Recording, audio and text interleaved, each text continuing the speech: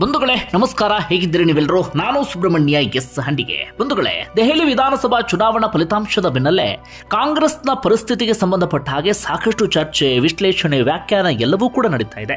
ಈ ಪರಿಯಾದಂಥ ಚರ್ಚೆ ನಡೆಯೋದಕ್ಕೆ ಕಾರಣ ಕಾಂಗ್ರೆಸ್ ನಿಮ್ಮೆಲ್ಲರಿಗೂ ಕೂಡ ಗೊತ್ತಿರುವ ಹಾಗೆ ರಾಷ್ಟ್ರೀಯ ಪಕ್ಷ, ಈ ದೇಶದ ಹಳೆಯ ಪಕ್ಷಗಳಲ್ಲಿ ಒಂದು.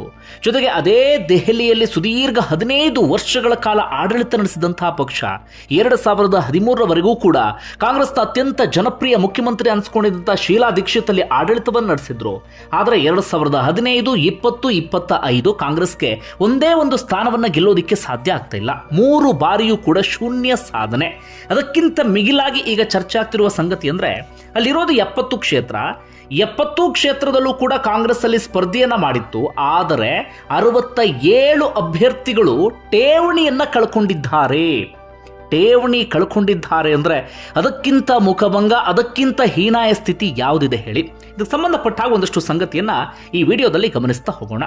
ಒಂದೊಳ್ಳೆ ನಿಮ್ಮೆಲ್ಲರಿಗೂ ಕೂಡ ಗೊತ್ತಿರುವ ಹಾಗೆ ಲೋಕಸಭಾ ಚುನಾವಣಾ ಫಲಿತಾಂಶ ಒಂದಷ್ಟು ಜನ ನಿರೀಕ್ಷೆ ಮಾಡಿದ್ರು, ಒಂದಷ್ಟು ಜನರಿಗೆ ಅದು ಅನಿರೀಕ್ಷಿತವಾದಂಥ ಫಲಿತಾಂಶ. ಯಾಕಂದ್ರೆ ಚುನಾವಣೆಗೂ ಮುನ್ನ ಬಂದಂಥ ಸಮೀಕ್ಷೆಗಳ ಭವಿಷ್ಯ ಹೇಗಿತ್ತು ಅಂದ್ರೆ ಬಿಜೆಪಿ ಸ್ವತಂತ್ರವಾಗಿ ಅಧಿಕಾರವನ್ನು ಹಿಡಿಯುತ್ತೆ ಅಂತ. ಆದರೆ ಸಾಧ್ಯ ಆಗಲಿಲ್ಲ.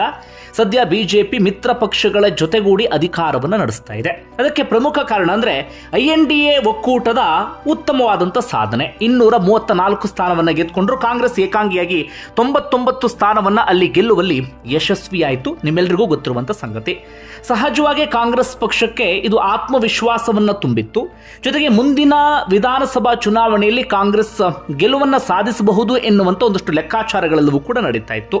ಅದಾದ ಬಳಿಕ ಬಂದಂತ ಚುನಾವಣೆ ಅಥವಾ ಇದ್ದಂತ ಚುನಾವಣೆ ಅಂದ್ರೆ ಹರಿಯಾಣ, ಮಹಾರಾಷ್ಟ್ರ, ದೆಹಲಿ, ಬಿಹಾರ್.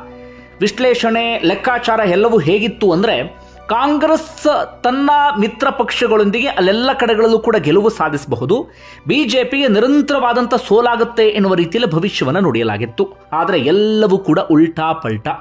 ಗೆಲ್ಲುವಂಥ ಅದ್ಭುತ ಅವಕಾಶ ಇದ್ದಂಥ ಹರಿಯಾಣವನ್ನ ಕಾಂಗ್ರೆಸ್ ಆರಾಮಾಗಿ ಕಳ್ಕೊಂಡು ಬಿಡುತ್ತೆ. ಅಲ್ಲಿ ಬಿಜೆಪಿ ಭರ್ಜರಿಯಾದಂಥ ಗೆಲುವನ್ನ ಸಾಧಿಸಿ ಬಿಡುತ್ತೆ. ಅದಾದ ಬಳಿಕ ಮಹಾರಾಷ್ಟ್ರದಲ್ಲೂ ಕೂಡ ಕಾಂಗ್ರೆಸ್ಗೆ ಅವಕಾಶ ಇತ್ತು. ಮಹಾರಾಷ್ಟ್ರವನ್ನು ಕೂಡ ಕಾಂಗ್ರೆಸ್ ಕೈ ಚೆಲ್ಲುವಂತ ಪರಿಸ್ಥಿತಿ ಎದುರಾಗಿ ಬಿಡ್ತು. ಅಲ್ಲೂ ಕೂಡ ಬಿಜೆಪಿ ತನ್ನ ಮಿತ್ರ ಪಕ್ಷಗಳ ಜೊತೆಗೆ ಗೆಲುವನ್ನ ಸಾಧಿಸಿತು. ಇನ್ನು ದೆಹಲಿಯೂ ಕೂಡ ಒಂದಷ್ಟು ಜನರಿಗೆ ನಿರೀಕ್ಷಿತ, ಇನ್ನೊಂದಷ್ಟು ಜನರಿಗೆ ಅನಿರೀಕ್ಷಿತ ಎನ್ನುವ ರೀತಿಯಲ್ಲಿ ಅಲ್ಲೂ ಕೂಡ ಬಿಜೆಪಿ ಗೆಲುವನ್ನ ಸಾಧಿಸಿತು. ಕಾಂಗ್ರೆಸ್ಗೆ ಅಲ್ಲಿ ಏನು ಮಾಡೋದಕ್ಕೆ ಸಾಧ್ಯ ಆಗಿಲ್ಲ. ಮುಂದೆ ಬರೋದು ಬಿಹಾರ ಚುನಾವಣೆ. ಅಲ್ಲಿ ಇದೆಲ್ಲವನ್ನು ನೋಡ್ತಾ ಇದ್ರೆ ಮತ್ತೆ ಮುಂದೆ ಇದೇ ಪರಿಸ್ಥಿತಿ ಮುಂದುವರೆದ್ರೂ ಅಚ್ಚರಿ ಇಲ್ಲ ಎನ್ನುವಂಥ ಮಾತುಗಳು ಈಗೆಲ್ಲ ಕೇಳಿ ಬರ್ತಾ ಇದೆ. ಯಾಕೆ ಕಾಂಗ್ರೆಸ್ಗೆ ಹೀಗಾಗ್ತಿದೆ? ಒಂದಷ್ಟು ಚರ್ಚೆ ಎಲ್ಲವೂ ಕೂಡ ಈಗ ಶುರುವಾಗಿದೆ. ಅದಕ್ಕೆ ಪ್ರಮುಖ ಕಾರಣ ಅಂದ್ರೆ ಹರಿಯಾಣ, ಮಹಾರಾಷ್ಟ್ರ, ದೆಹಲಿ ಇಲ್ಲೆಲ್ಲ ಕಡೆಗಳಲ್ಲೂ ಕೂಡ ಕಾಂಗ್ರೆಸ್ನ ಸಂಘಟನೆ ಅತ್ಯಂತ ವೀಕ್ ಆಗಿತ್ತು. ಗ್ರೌಂಡ್ ಲೆವೆಲ್ ಅಲ್ಲಿ ಕಾಂಗ್ರೆಸ್ನ ಕಾರ್ಯಕರ್ತರು ಕಾಣಿಸ್ಕೊಳ್ಳೇ ಇಲ್ಲ. ಗ್ರೌಂಡಿಗೆ ಕಾಂಗ್ರೆಸ್ನ ಪ್ರಮುಖ ನಾಯಕರು ಇಳಿಲೇ ಇಲ್ಲ. ಕಾಂಗ್ರೆಸ್ನ ನಾಯಕರು ಎಲ್ಲಿ ಚುನಾವಣೆ ಸಂಘಟನಾತ್ಮಕವಾಗಿ ಮಾಡಬೇಕಾಗಿತ್ತು ಅಲ್ಲೆಲ್ಲೂ ಕೂಡ ಮಾಡಲೇ ಇಲ್ಲ.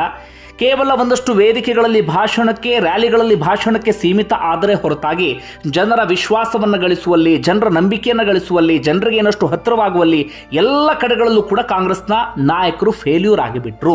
ಈ ಕಾರಣಕ್ಕಾಗಿ ಹರಿಯಾಣ, ಮಹಾರಾಷ್ಟ್ರ, ದೆಹಲಿ ಇಲ್ಲೆಲ್ಲ ಕಡೆಗಳಲ್ಲೂ ಕೂಡ ಅದೇ ಫಲಿತಾಂಶ ರಿಪೀಟ್ ಆಗುವಂಥ ಪರಿಸ್ಥಿತಿ ಎದುರಾಗಿ ಬಿಡ್ತು.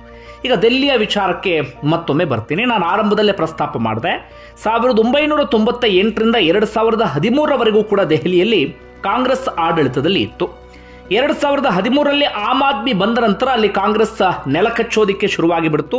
ಹೀಗಾಗಿ 2015, 2020ರಲ್ಲಿ ಶೂನ್ಯ ಫಲಿತಾಂಶ ಕಾಂಗ್ರೆಸ್ನದ್ದಾಯಿತು. ಆದರೆ 2025ರಲ್ಲಿ ಒಂದಷ್ಟು ಜನ ನಿರೀಕ್ಷೆ ಮಾಡಿದ್ರು ಕಾಂಗ್ರೆಸ್ ಒಂದೆರಡು ಸ್ಥಾನವನ್ನ ಗೆದ್ದುಕೊಳ್ಳಬಹುದು ಅಥವಾ ಕಾಂಗ್ರೆಸ್ನ ವೋಟ್ ಶೇರ್ 10+ ಏನಾದರೂ ಆಗಬಹುದು ಎನ್ನುವ ರೀತಿಯಲ್ಲಿ. ಕಾರಣ ಏನಪ್ಪಾ ಅಂದ್ರೆ ಕಾಂಗ್ರೆಸ್ ಒಂದಷ್ಟು ಘಟಾನುಘಟಿ ನಾಯಕರನ್ನ ಕಣಕ್ಕಿಳಿಸಿತ್ತು. ಆದರೆ ಮತ್ತೊಮ್ಮೆ ಕಾಂಗ್ರೆಸ್ ಯಾಕೆ ಫೇಲ್ಯೂರ್ ಆಯಿತು ಅಂತ ಒಂದಷ್ಟು ವಿಶ್ಲೇಷಣೆಗಳೆಲ್ಲವೂ ಕೂಡ ಈಗಾಗಲೇ ಶುರುವಾಗಿದೆ. ರಾಜಕೀಯ ಪಂಡಿತರು ಕೂಡ ಒಂದಷ್ಟು ವಿಚಾರವನ್ನು ಮುಂದಿಡ್ತಿದ್ದಾರೆ. ಅದಕ್ಕೆ ಪ್ರಮುಖವಾದಂಥ ಕಾರಣ ಅಂದ್ರೆ ಕಾಂಗ್ರೆಸ್ ಯಾವುದೇ ಕ್ಷೇತ್ರದಲ್ಲೂ ಕೂಡ ಗೆಲ್ಲುವಂತ ಪ್ರಯತ್ನವನ್ನ ಪಡಲೇ ಇಲ್ಲ. ಎಲ್ಲೂ ಕೂಡ ಗ್ರೌಂಡ್ ಲೆವೆಲ್ ಅಲ್ಲಿ ಕೆಲಸ ಮಾಡಲಿಲ್ಲ. ಎಲ್ಲೂ ಕೂಡ ಜನರ ವಿಶ್ವಾಸ, ನಂಬಿಕೆಯನ್ನು ಗಳಿಸುವಂತ ಪ್ರಯತ್ನ ಆಗಲೇ ಇಲ್ಲ. ಕಾಂಗ್ರೆಸ್ ಹಾಗಾದ್ರೆ ಮಾಡಿದ್ದೇನು? ಕೇವಲ ಅವರ ಟಾರ್ಗೆಟ್ ಇದ್ದಿದ್ದು ಆಮ್ ಆದ್ಮಿ ಪಕ್ಷ ಮಾತ್ರ.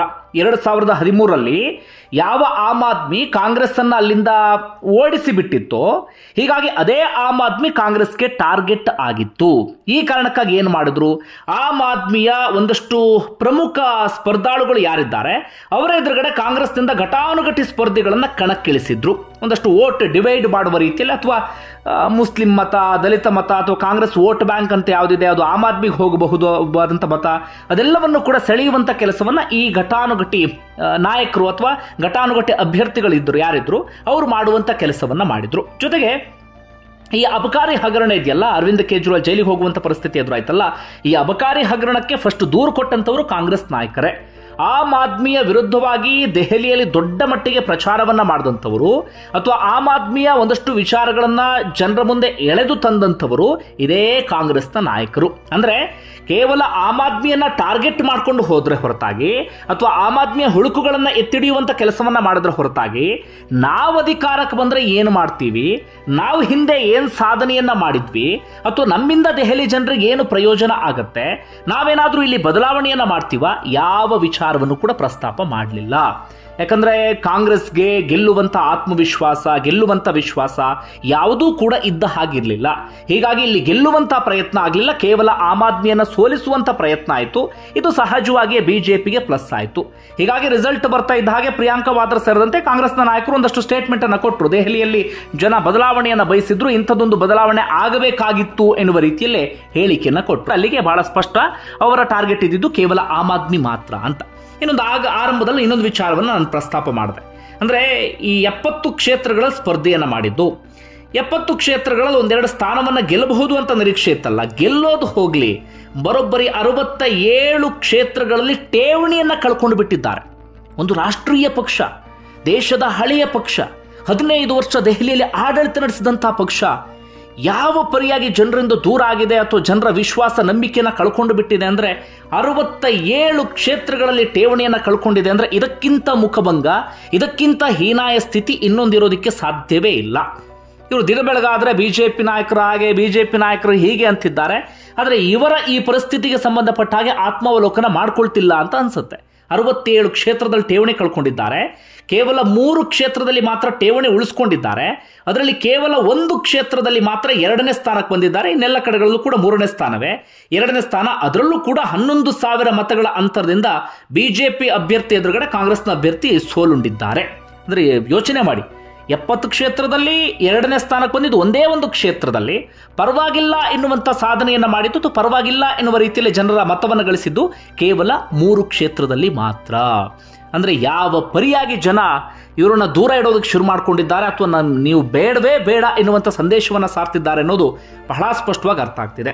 ನಿಮ್ಮೆಲ್ಲರಿಗೂ ಕೂಡ ಗೊತ್ತಿರುವ ಹಾಗೆ ದೇಶಾದ್ಯಂತ ಎಲ್ಲ ರಾಜ್ಯಗಳಲ್ಲೂ ಕೂಡ ಕಾಂಗ್ರೆಸ್ಗೆ ಒಂದು ತಕ್ಕ ಮಟ್ಟಿಗಿನ ಅಸ್ತಿತ್ವ, ತಕ್ಕ ಮಟ್ಟಿಗಿನ ಕಾರ್ಯಕರ್ತರ ಪಡೆ ಎಲ್ಲವೂ ಕೂಡ ಇದೆ. ಹೀಗಾಗಿ ಪ್ರತಿ ಚುನಾವಣೆಯಲ್ಲೂ ಕೂಡ ಸಹಜವಾಗಿ ಒಂದು ನಿರೀಕ್ಷೆ ಇದ್ದಿರುತ್ತೆ, ಕಾಂಗ್ರೆಸ್ ಒಂದು ಕನಿಷ್ಠ ಸಾಧನೆಯನ್ನಾದರೂ ಮಾಡುತ್ತೆ ಅಂತ ಹೇಳಿ. ಆದರೆ ಬರ್ತಾ ಬರ್ತಾ ಬರ್ತಾ ಪ್ರತಿ ರಾಜ್ಯದಲ್ಲೂ ಕೂಡ ಕಾಂಗ್ರೆಸ್ನ ಸ್ಥಿತಿ ಹೇಗಾಗ್ತಿದೆ ಅಂದರೆ, ಹೊಸದಾಗಿ ಯಾವುದೇ ರಾಜ್ಯದಲ್ಲಿ ಅಧಿಕಾರವನ್ನು ಹಿಡಿಯೋದಕ್ಕೆ ಸಾಧ್ಯ ಆಗ್ತಿಲ್ಲ. ಅಧಿಕಾರ ಇದ್ದಂಥ ರಾಜ್ಯವಲ್ಲೇ ಅಧಿಕಾರವನ್ನು ಕಳ್ಕೊಳ್ತಾ ಇದೆ. ಜೊತೆಗೆ ಇನ್ನೊಂದಷ್ಟು ರಾಜ್ಯಗಳಂತೂ ತೀರಾ ಕೆಟ್ಟದಾಗಿರುವಂಥ ಸಾಧನೆಯನ್ನು ಕಾಂಗ್ರೆಸ್ ಮಾಡ್ತಾ ಇದೆ.